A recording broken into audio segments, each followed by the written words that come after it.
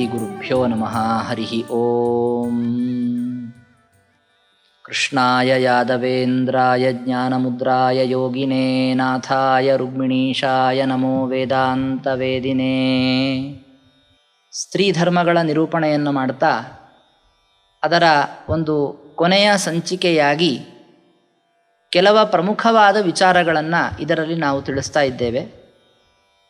ಬಹಳ ಮುಖ್ಯವಾಗಿ ಹಿಂದಿನ ಸಂಚಿಕೆಗಳಲ್ಲಿ ಸ್ಥೂಲವಾಗಿ ಸ್ತ್ರೀಯರ ಅನುಷ್ಠಾನ, ಆಚರಣೆ, ನಡವಳಿಕೆ ಹೇಗಿರಬೇಕು ಅಂತನ್ನುವುದರ ಬಗ್ಗೆ ಸಾಕಷ್ಟು ವಿಚಾರಗಳನ್ನು ಹೇಳಿದರೂ ಕೂಡ ವೈಯಕ್ತಿಕವಾಗಿ ಸ್ತ್ರೀಯರು ಮಾಡಿಕೊಳ್ಳಬೇಕಾದಂತಹ ಅನುಷ್ಠಾನಗಳು, ಅವರ ಸ್ನಾನಾದಿಗಳನ್ನು ಆರಂಭಿಸಿ ಅವರ ಸಂಕಲ್ಪ, ಅವರ ಮಂತ್ರ ಜಪಾದಿಗಳು ಇತ್ಯಾದಿಗಳು, ಜೊತೆಗೆ ಜ್ಞಾನಾರ್ಜನೆ ಇತ್ಯಾದಿ ವಿಷಯಗಳನ್ನು ಅಧಿಕರಿಸಿ ಈ ಸಂಚಿಕೆಯಲ್ಲಿ ನಿರೂಪಣೆ ಮಾಡಲಾಗ್ತದೆ.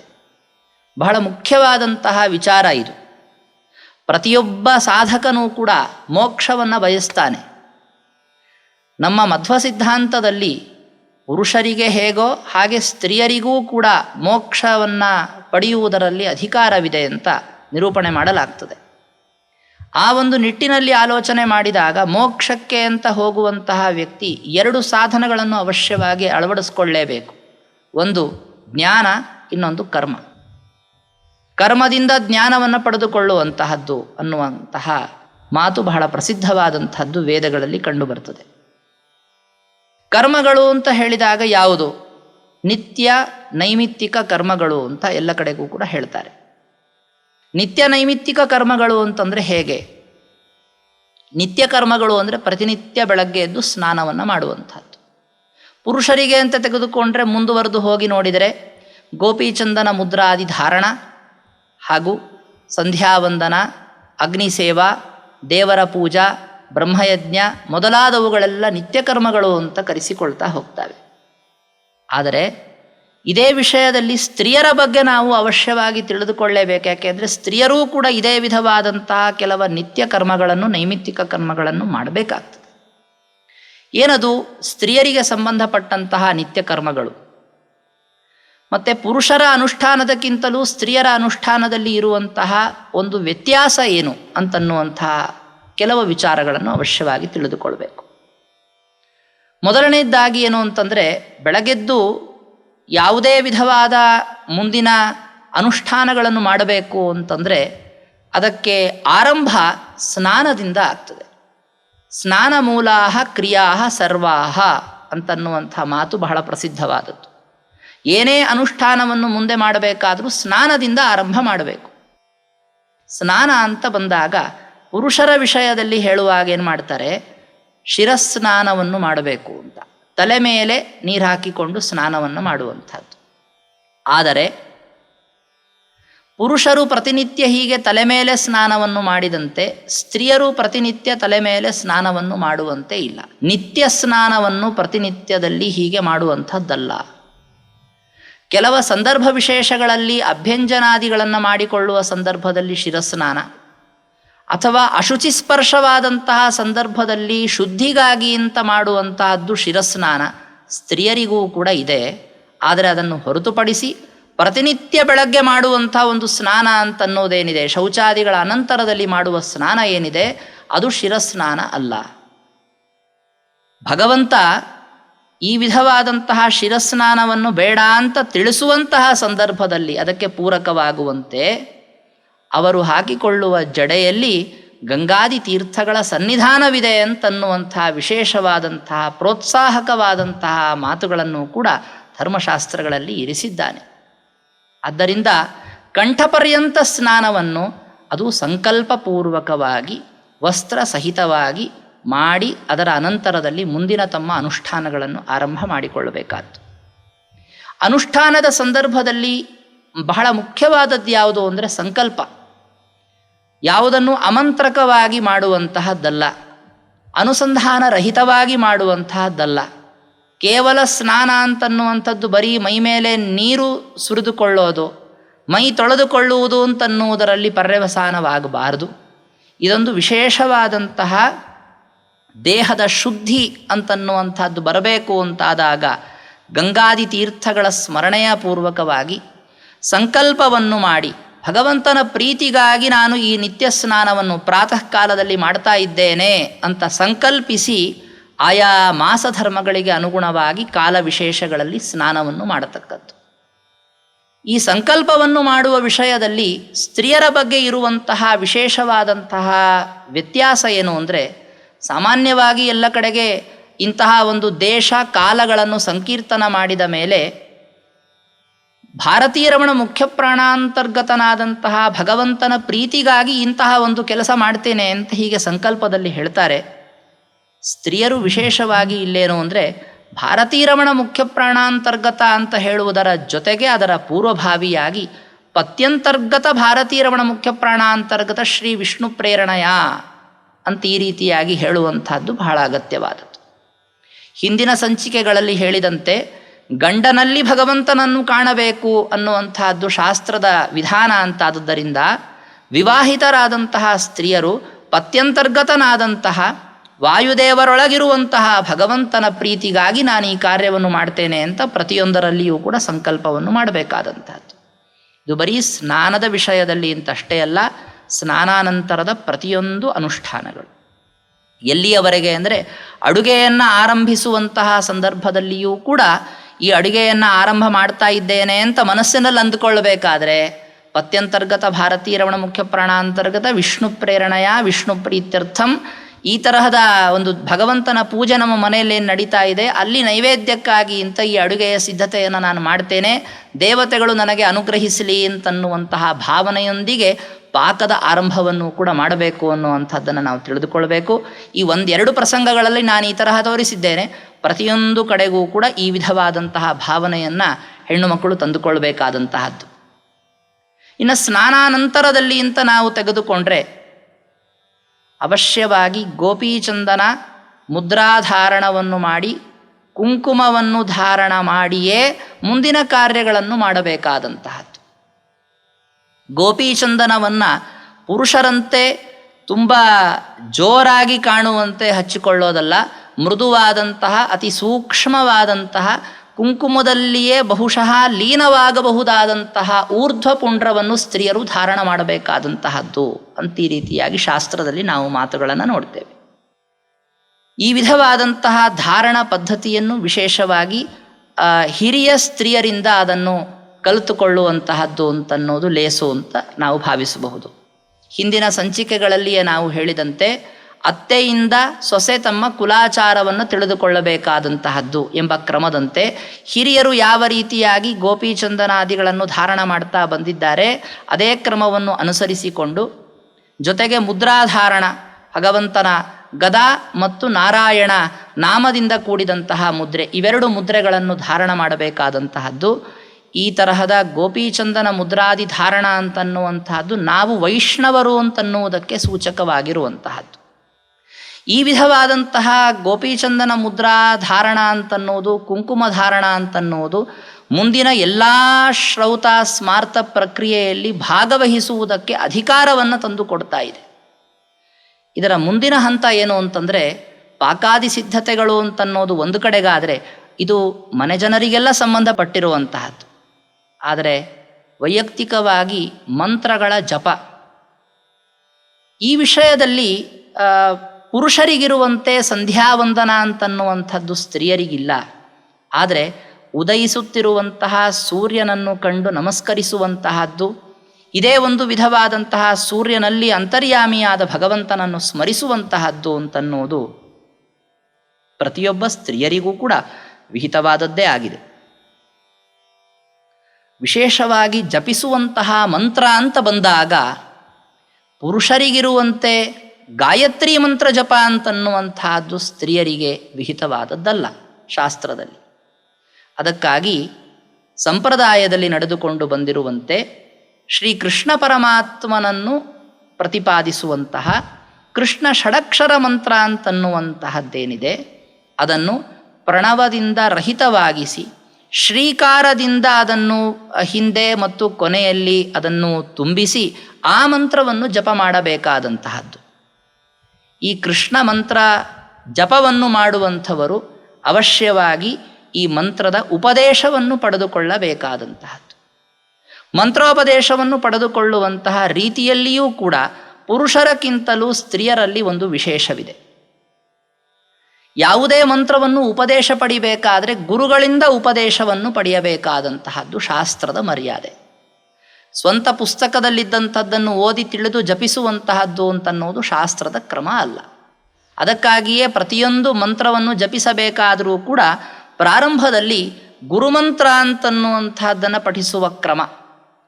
ಗುರುಗಳು, ಪರಮಗುರುಗಳು, ಅವರ ಮೇಲಿನ ಗುರುಗಳು ಅಂತ ಈ ತರಹದ ಕ್ರಮದಲ್ಲಿ ವಿಶೇಷವಾಗಿ ಆನಂದ ತೀರ್ಥ ಭಗವತ್ಪಾದರು, ವೇದವ್ಯಾಸ ದೇವರು, ಸರಸ್ವತೀ ಭಾರತೀಯರು, ವಾಯುಬ್ರಹ್ಮರು, ಲಕ್ಷ್ಮೀನಾರಾಯಣರು, ಮಂತ್ರ ಪ್ರತಿಪಾದ್ಯ ದೇವತೆ ಹಾಗೂ ಮೋಕ್ಷಪ್ರದನಾದ ವಾಸುದೇವ, ಈ 12 ಜನರನ್ನು ಮುಖ್ಯವಾಗಿ ಸ್ಮರಣೆ ಮಾಡಿ ಅನಂತರದಲ್ಲಿ ವಿದ್ಯಾಭ್ಯಾಸವನ್ನು ಮಾಡಬೇಕು ಅಂತ ಶ್ರೀಮದ್ ಆಚಾರ್ಯರು ತಂತ್ರಸಾರ ಸಂಗ್ರಹದಲ್ಲಿ ಹೇಳ್ತಾರೆ.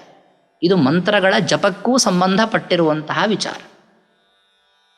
ಇದರಲ್ಲಿ ಯಾವುದೇ ಮಂತ್ರದ ಜಪದ ಪ್ರಾರಂಭದಲ್ಲಿ ಶ್ರೀ ಗುರುಭ್ಯೋ ನಮಃ ಅಂತ ನಾವೇನು ಹೇಳ್ತೇವೆ, ಅಲ್ಲಿ ಗುರು ಎಂಬ ಸ್ಥಾನದಲ್ಲಿ ನಾವು ನಮಗೆ ಮಂತ್ರೋಪದೇಶವನ್ನು ಮಾಡಿದಂತಹ ಗುರುಗಳನ್ನು ಸ್ಮರಣೆ ಮಾಡಬೇಕಾದದ್ದು. ಹಾಗಾದರೆ ಸ್ತ್ರೀಯರಿಗೆ ಮಂತ್ರೋಪದೇಶವನ್ನು ಮಾಡುವ ವ್ಯಕ್ತಿ ಯಾರು ಅನ್ನುವಂತಹ ಪ್ರಶ್ನೆ ಅವಶ್ಯವಾಗಿ ಬಂದೇ ಬರ್ತದೆ. ಅದಕ್ಕೆ ಸರಿಯಾದ ಉತ್ತರ ಅಂತಂದರೆ, ಪತಿ ಅಂತಾದವನೇ ತನ್ನ ಪತ್ನಿಗೆ ಮಂತ್ರೋಪದೇಶವನ್ನು ಮಾಡುವುದಕ್ಕೆ ಅರ್ಹತೆ ಉಳ್ಳಂತಹ ವ್ಯಕ್ತಿ. ಅವಿವಾಹಿತಳಾದಂತಹ ಸ್ತ್ರೀ ಈ ವಿಧವಾದಂತಹ ಮಂತ್ರವನ್ನು ಉಪದೇಶ ಪಡೆದು ಜಪಿಸುವುದು ಅಂತನ್ನೋದು ಅಷ್ಟು ಉಚಿತವಲ್ಲ. ವಿವಾಹ ಅನಂತರದಲ್ಲಿ ಇದು ವಿವಾಹವೇ ಒಂದು ರೀತಿಯಲ್ಲಿ ಸ್ತ್ರೀಗೆ ಇರುವಂತಹ ಉಪನಯನ ಅಂತ ಆದದ್ದರಿಂದ ಈ ತರಹದ ಉಪನಯನಾದ ಅನಂತರದಲ್ಲಿ ಗುರುಗಳಿಂದ ಮಂತ್ರೋಪದೇಶವನ್ನು ಪಡೆದುಕೊಳ್ಳಬೇಕು ಅಂತಾದದ್ದರಿಂದ ಗುರುಗಳು ಅನ್ನುವ ಸ್ಥಾನದಲ್ಲಿ ಇರುವಂತಹ ಪತಿದೇವತೆಯಿಂದಲೇ ಈ ಮಂತ್ರೋಪದೇಶವನ್ನು ಪಡೆದುಕೊಳ್ಳಬೇಕಾದಂಥದ್ದು. ಕೆಲವು ಸಂದರ್ಭಗಳಲ್ಲಿ ಇನ್ನೂ ಸ್ವತಃ ತಾನು ಆ ಮಂತ್ರವನ್ನು ವಿಶೇಷವಾಗಿ ಜಪಿಸುವ ಹಂತದಲ್ಲಿ ಅವನಿಲ್ಲ, ಅವನಿನ್ನೂ ತಾನೂ ಗುರುಗಳಿಂದ ಮಂತ್ರೋಪದೇಶವನ್ನು ಪಡಿಬೇಕು ಅಂತನ್ನುವಂಥ ಅಪೇಕ್ಷೆಯಲ್ಲಿದ್ದಾನೆ ಅಂತಾದಾಗ ಮಾತ್ರ ಗಂಡನ ಜೊತೆಗೆ ಹೆಂಡತಿಯಾದವಳು ಕೂಡ ಹೋಗಿ ಮತ್ತೊಬ್ಬ ಗುರುಗಳ ಕಡೆಯಿಂದ ಈ ಮಂತ್ರೋಪದೇಶವನ್ನು ಪಡೆದುಕೊಳ್ಳಬೇಕಾದಂತಹದ್ದು. ಪ್ರಾಚೀನ ಕ್ರಮದಲ್ಲಿ ಅನೇಕ ಕಡೆಗೆ ನಾವು ನೋಡುವಂತಹದ್ದು, ಒಬ್ಬ ಗುರುಗಳು ದಂಪತಿಗಳನ್ನು ಮುಂದೆ ಕೂಡಿಸಿಕೊಂಡು ತಾವು ಮಂತ್ರವನ್ನು ಉಚ್ಚಾರಣೆ ಮಾಡ್ತಾ ಮೊದಲು ಆ ಗಂಡನಿಂದ ಮಂತ್ರವನ್ನು ಹೇಳಿಸ್ತಾರೆ. ಆ ಗಂಡ ಹೇಳಿದ್ದನ್ನು ಕೇಳ್ತಾ ಹೆಂಡತಿಯು ಅನಂತರದಲ್ಲಿ ಆ ಮಂತ್ರವನ್ನು ಪಠಿಸ್ತಾಳೆ ಅಂತನ್ನುವ ಈ ಒಂದು ರೀತಿಯಲ್ಲಿ ಮಂತ್ರೋಪದೇಶದ ಕ್ರಮ ಅಂತನ್ನುವುದಿದೆ. ಇದನ್ನು ನೋಡಿದಾಗಲೂ ನಮಗೇನು ಗೊತ್ತಾಗುತ್ತೆ ಅಂತಂದರೆ, ಒಬ್ಬ ಪತ್ನಿ ಅಂತಾದವಳು ಪತಿಯಿಂದ ಮಂತ್ರೋಪದೇಶವನ್ನು ಪಡೆಯುವಂತಹದ್ದು ಅಂತನ್ನೋದೇನಿದೆ, ಜೊತೆಗೆ ಗುರುಮಂತ್ರದಲ್ಲಿಯೂ ಕೂಡ ಶ್ರೀ ಗುರುಭ್ಯೋ ನಮಃ ಅಂತ ಹೇಳಿದಾಗ ತನ್ನ ಪತಿಯನ್ನೇ ಪುನಃ ಸ್ಮರಣೆ ಮಾಡಿ ಆ ಪತಿಗೆ ಮಂತ್ರೋಪದೇಶ ಮಾಡಿದಂತಹ ಗುರುಗಳನ್ನು ಪರಮ ಗುರುಗಳು ಅಂತ ಸ್ಮರಣೆ ಮಾಡಿ ಗುರುಮಂತ್ರಗಳನ್ನು ಉಚ್ಚಾರಣೆ ಮಾಡಬೇಕು ಅಂತನ್ನುವಂಥದ್ದು ಅನುಷ್ಠಾನದಲ್ಲಿ ಇರುವಂತಹ ಒಂದು ವಿಶೇಷ. ಇದು ಸ್ತ್ರೀಯರ ಗುರುಮಂತ್ರದಲ್ಲಿ ಇರುವಂತಹದ್ದು. ಈ ಗುರುಮಂತ್ರವನ್ನು ಉಚ್ಚಾರಣೆ ಮಾಡಿ ಪ್ರಾಣಾಯಾಮವನ್ನು ಮಾಡಿ ಕೃಷ್ಣ ಷಡಕ್ಷರ ಮಂತ್ರವನ್ನು ಜಪಿಸುವ ಮೊದಲಿಗೆ ಪುರುಷರಂತೆ ಸ್ತ್ರೀಯರೂ ಕೂಡ ಕರಶುದ್ಧಿಯನ್ನು ಹಾಗೂ ಪಾಪ ಪುರುಷ ವಿಸರ್ಜನವನ್ನು ಮಾಡಿಕೊಳ್ಳಬೇಕಾದಂತಹದ್ದು. ಅದರ ಅನಂತರದಲ್ಲಿ ಈ ವಿಧವಾದಂತಹ ಜಪವನ್ನು ಮಾಡಿ ಅನಂತರದಲ್ಲಿ ತರ್ಪಣವನ್ನು ಮಾಡಬೇಕಾದಂತಹದ್ದು. ಎಷ್ಟು ಮಂತ್ರವನ್ನು ಜಪ ಮಾಡಿರ್ತಾರೆ, ಎಷ್ಟು ಬಾರಿ ಆ ಮಂತ್ರವನ್ನು ಆವೃತ್ತಿ ಮಾಡಿರ್ತಾರೆ, ಅದರ ಒಂದು ದಶಾಂಶದಷ್ಟು ತರ್ಪಣವನ್ನು ಮಾಡಬೇಕಾದಂತಹದ್ದು ಅಂತ ಶಾಸ್ತ್ರದಲ್ಲಿ ಹೇಳ್ತಾರೆ. ಆ ಶ್ರೀಕೃಷ್ಣನನ್ನು ಸ್ಮರಣೆ ಮಾಡ್ತಾ ಆ ಕೃಷ್ಣನಿಗಾಗಿ ಅಂತ ಈ ನೀರನ್ನು ನಾನು ಸಮರ್ಪಣೆ ಮಾಡ್ತಾ ಇದ್ದೇನೆ ಅಂತ ಹೇಳ್ತಾ ತರ್ಪಣವನ್ನು ಮಾಡಬೇಕಾದಂತಹದ್ದು. ಇನ್ನು ಪೂಜೆಗೆ ಅಂತ ಇಟ್ಟುಕೊಳ್ಳುವಂತಹ ಸಾಮಗ್ರಿಗಳಲ್ಲಿ ಶಾಲಿಗ್ರಾಮ ಚಕ್ರಾಂಕಿತಗಳನ್ನು ಹೊರತುಪಡಿಸಿ ಬೇರೆ ಯಾವುದಾದರೂ ಚಿಕ್ಕ ಕೃಷ್ಣನ ಪ್ರತಿಮೆ ಮೊದಲಾದಂಥವುಗಳನ್ನು ಪೂಜೆಗಾಗಿ ಅಂತ ಸ್ಥಾಪನೆ ಮಾಡಿಕೊಳ್ಳಬಹುದು. ಇನ್ನೊಂದು ಬಹಳ ಮುಖ್ಯವಾದಂತಹದ್ದು ಅಂತಂದರೆ ಅಗ್ನಿ ಪರಿಚರ್ಯೆ. ಇವತ್ತಿಗೆ ಬಹುಭಾಗ ಈ ಒಂದು ಕ್ರಮ ಲುಪ್ತವಾಗಿರಬಹುದು, ಆದರೆ ಪತಿ ಪಾಣಿಗ್ರಹಣವನ್ನು ಮಾಡಿದಂಥವನು ಅವನು ಅಗ್ನಿಯನ್ನು ಇಟ್ಟುಕೊಂಡು ಅದರಲ್ಲಿ ವಿಶೇಷವಾಗಿ ಔಪಾಸನಾದಿಗಳನ್ನು ಮಾಡ್ತಾನೆ ಅಂತಾದರೆ ಆ ಅಗ್ನಿಯ ಪರಿಚರ್ಯೆಯನ್ನು ಅವನ ಜೊತೆಗೆ ಮಾಡಬೇಕಾದಂತಹದ್ದು ಮುಂದಿನ ಒಂದು ಹಂತ. ಪ್ರಾತಃ ಕಾಲದಲ್ಲಿ ಸೂರ್ಯೋದಯದ ಸಂದರ್ಭದಲ್ಲಿಯೇ ಪತಿಯಾದವನು ಔಪಾಸನವನ್ನು ಅಗ್ನಿಹೋತ್ರವನ್ನು ಮಾಡಬೇಕಾದಂತಹದ್ದು. ಆ ಸಂದರ್ಭದಲ್ಲಿ ಸಮಿತ್ತನ್ನು ತೆಗೆದುಕೊಂಡು ಬರೋದಾಗಲಿ, ಹವಿಸ್ಸನ್ನು ತಂದುಕೊಡೋದಾಗಲಿ ಇತ್ಯಾದಿ ಕಾರ್ಯಗಳನ್ನು ಮತ್ತು ಅಗ್ನಿ ಆಯತನವನ್ನು ಸ್ವಚ್ಛಗೊಳಿಸುವಂತಹ ಕಾರ್ಯವಾಗಲಿ, ಅದರಲ್ಲಿ ಈ ಶ್ರೌತ ಸ್ಮಾರ್ತ ಕಾರ್ಯಗಳಲ್ಲಿ ಪತ್ನಿಯಾದಂಥವಳು ಸಹಭಾಗಿನಿಯಾಗ್ತಾಳೆ. ಇವತ್ತಿಗೆ ಈ ಭಾಗ ಬಹಳ ಲುಪ್ತವಾಗಿರುವ ಕಾರಣದಿಂದ ಹೆಚ್ಚು ಇದಕ್ಕೆ ಪ್ರಸಕ್ತಿ ಬರಲಿಕ್ಕಿಲ್ಲ. ಆದರೆ ಅನುಷ್ಠಾನ ಮಾಡಬೇಕಾದದ್ದರಲ್ಲಿ ಇದು ಕೂಡ ಸೇರಿಕೊಳ್ಳುತ್ತದೆ. ಮತ್ತೊಂದು ವಿಶೇಷವಾದಂತಹ ಅನುಷ್ಠಾನ ಅಂತಂದರೆ ತುಳಸಿಯ ಪೂಜೆ. ತುಳಸಿ ಕಟ್ಟೆಯಲ್ಲಿ ಇರುವಂತಹ ತುಳಸಿ ಗಿಡದ ಮೂಲದಲ್ಲಿ ಭಗವಂತನ ವಿಶೇಷವಾದ ಸನ್ನಿಧಾನವಿದೆ ಅಂತನ್ನುವಂತಹದ್ದನ್ನು ಭಾವಿಸಿ ಅಲ್ಲಿ ಇರುವಂತಹ ಪರಮಾತ್ಮನಿಗೆ ಜೊತೆಗಿರುವಂತಹ ಮಹಾಲಕ್ಷ್ಮಿಯ ರೂಪಕ್ಕೆ ಪೂಜೆಯನ್ನು ಮಾಡಬೇಕಾದಂತಹದ್ದು.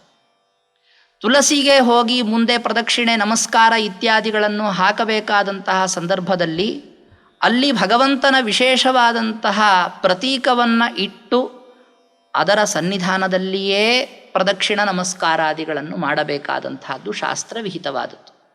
ಹರಿಕಥಾಮೃತ ಸಾರದಲ್ಲಿ ನಮಗೆ ಜಗನ್ನಾಥದಾಸರು ಈ ವಿಚಾರವನ್ನು ವಿಶೇಷವಾಗಿ ತಿಳಿಸಿಕೊಡ್ತಾರೆ. ಬರೀ ಕೇವಲ ತುಳಸಿ ಗಿಡ ಮಾತ್ರ ಇದೆ, ಹೋಗಿ ಅಲ್ಲಿ ನಮಸ್ಕಾರವನ್ನು ಮಾಡೋದು, ಪ್ರದಕ್ಷಿಣೆ ಹಾಕೋದು ಇತ್ಯಾದಿಗಳು ಸರಿಯಲ್ಲ. ಅಲ್ಲಿ ಪರಮಾತ್ಮನ ಪ್ರತೀಕ ಅಂತಾದಂತಹ ಶಾಲಿಗ್ರಾಮ, ಚಕ್ರಾಂಕಿತ ಮೊದಲಾದವುಗಳು ಇರಬೇಕು. ಕಡೆ ಪಕ್ಷ ಯಾವುದಾದರೂ ಶ್ರೀಕೃಷ್ಣನ ಪ್ರತಿಮಾದಿಗಳನ್ನಾದರೂ ಅಲ್ಲಿ ಇಟ್ಟಿರಬೇಕು. ಅದರ ಸಮೀಪದಲ್ಲಿಯೇ ತುಳಸಿ ಗಿಡಕ್ಕೆ ಪೂಜೆ ಅಂತನ್ನುವಂತಹದ್ದನ್ನು ಸಲ್ಲಿಸಬೇಕು ಅಂತನ್ನುವಂಥದ್ದನ್ನು ಶಾಸ್ತ್ರ ಪ್ರತಿಪಾದನೆ ಮಾಡ್ತದೆ. ಬರೀ ತುಳಸಿಗೆ ಅಂತ ಮಾತ್ರ ಅಲ್ಲ, ಪ್ರಾಸಂಗಿಕವಾಗಿ ಈ ವಿಷಯವನ್ನು ಈ ಅರಳಿಕಟ್ಟೆಗೆ ಹೋಗಿ ಅಲ್ಲಿ ಯಾರ್ಯಾರು ಪ್ರದಕ್ಷಿಣಾದಿಗಳನ್ನು ಹಾಕ್ತಾರೆ, ಅನೇಕ ಜನ ಸ್ತ್ರೀಯರು ಅಶ್ವತ್ಥ ವೃಕ್ಷಕ್ಕೆ ಪ್ರದಕ್ಷಿಣಾದಿಗಳನ್ನು ಹಾಕ್ತಾರೆ. ಅಲ್ಲಿಯೂ ಕೂಡ ಒಂದನ್ನು ಖಚಿತಪಡಿಸ್ಕೊಂಡಿರಬೇಕು, ಆ ಅಶ್ವತ್ಥ ವೃಕ್ಷಕ್ಕೆ ಶಾಸ್ತ್ರೋಕ್ತವಾದ ರೀತಿಯಲ್ಲಿ ವಿವಾಹವಾಗಿರಬೇಕು. ಅಂತಹ ವಿವಾಹವಾಗಿರುವಂತಹ ಅಶ್ವತ್ಥ ವೃಕ್ಷಕ್ಕೆ ಪ್ರದಕ್ಷಿಣಾದಿಗಳನ್ನು ಹಾಕಬೇಕು, ನಮಸ್ಕಾರವನ್ನು ಮಾಡಬೇಕು. ಮತ್ತೊಂದು ಇದೇ ವಿಧವಾದಂತಹ ಪ್ರಸಂಗ ಅಂತಂದರೆ ಶಿವನಿಗೆ ವಿಶೇಷವಾದಂತಹ ಪೂಜೆಯನ್ನು ಸ್ತ್ರೀಯರು ಸಲ್ಲಿಸ್ತಾರೆ. ಅದು ಮಂಗಲಗೌರಿ ಪೂಜೆ ಮೊದಲಾದಂತಹ ಪ್ರಸಂಗಗಳನ್ನು ನಾವು ಕಾಣಬಹುದು. ಅಲ್ಲೆಲ್ಲ ಕಡೆಗೂ ಕೂಡ ಶಿವಲಿಂಗ ಅಂತನ್ನುವಂಥದ್ದನ್ನು ಇಟ್ಟುಕೊಳ್ಳುವಂತಹ ಕ್ರಮ ಇದೆ. ಆದರೆ ಶಿವಲಿಂಗ ಅಂತನ್ನುವಂಥದ್ದರ ಪೂಜೆ ಅಂತ ಎಲ್ಲೆಲ್ಲಿ ಬರ್ತದೋ ಅಲ್ಲಿಯೂ ಕೂಡ ಜಗನ್ನಾಥದಾಸರು ಬೋಧನೆ ಮಾಡ್ತಾರೆ. ಕೇವಲ ಶಿವಲಿಂಗ ಅಂತನ್ನುವುದನ್ನು ಮಾತ್ರ ಇಟ್ಟುಕೊಂಡು ಅಲ್ಲಿ ನಮಸ್ಕಾರವನ್ನು ಮಾಡುವುದು ಅಂತನ್ನುವುದು ವೈಷ್ಣವ ಸಂಪ್ರದಾಯದಲ್ಲಿ ಬರುವಂತಹದ್ದಲ್ಲ.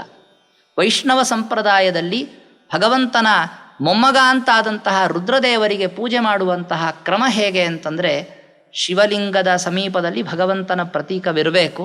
ಆ ಭಗವಂತನ ಪ್ರತೀಕದ ಸಮೀಪದಲ್ಲಿರುವಂತಹ ಶಿವಲಿಂಗಕ್ಕೆ ಪುರುಷರೇ ಪೂಜೆ ಮಾಡುವುದು ಅಂತಾದರೆ ಶಿವಲಿಂಗದ ಮೇಲೆ ಶಾಲಿಗ್ರಾಮವನ್ನು ಸ್ಥಾಪನೆ ಮಾಡಿ ಆ ಶಿವಲಿಂಗಕ್ಕೆ ಪೂಜೆಯನ್ನು ಸಲ್ಲಿಸ್ತಾರೆ.